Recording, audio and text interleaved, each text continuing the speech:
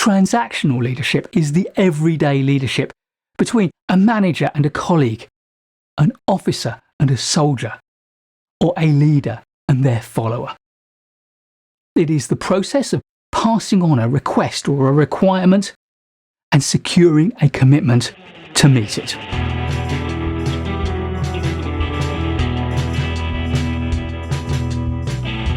Transactional leadership is based on transactions, a reciprocal arrangement in which a follower commits to do something in return for some consideration. This can be a constructive transaction in which there is some form of positive reward, or a corrective transaction in which cooperation avoids some form of penalty. Followers comply in order to either gain a reward or avoid a penalty. The rewards or inducements can be financial in the form of things like pay rises or bonuses. But more often they will be simpler and frankly more powerful things like recognition, praise, or opportunities. Likewise, sanctions can be in the form of financial penalties, loss of opportunities, or down-rating of performance assessments. This analysis was developed by James McGregor Burns in his towering book, Leadership. He looks at it both in organisational terms and also in political terms. For transactional leadership to work, the leader has to have some form of power base from which to offer rewards or impose sanctions. And they have to be able to make those offers or threats with credibility. Most often this power base is hierarchical, but it can be more sophisticated.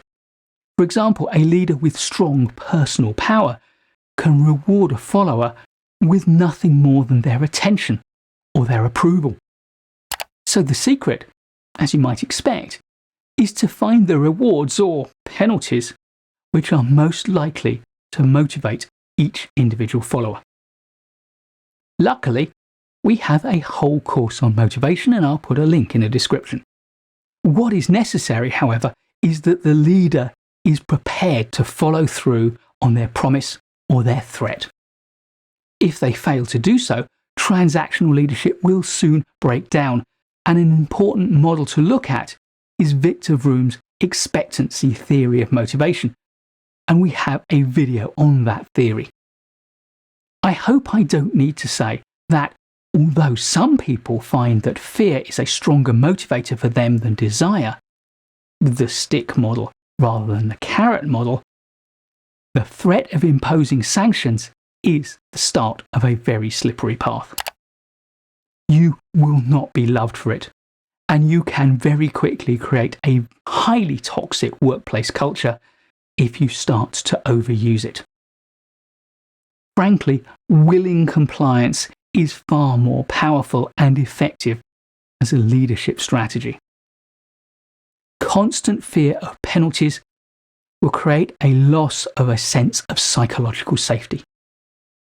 And the impact of this on your culture will stifle creativity, initiative, and personal responsibility. People's commitment will fall to zero as they become more fearful of making mistakes than they are proud of succeeding. On the other hand, we can build psychological safety with a simple combination of constructive transactional leadership and transformational leadership. So I'll be looking at transformational leadership in the next video. Please do give this video a like if you've enjoyed it or learned from it. I'll be making loads more great management courses videos for you, so please do subscribe to the channel and hit the bell so you don't miss any. I'll look forward to seeing you in the next video, and in the meantime, keep learning.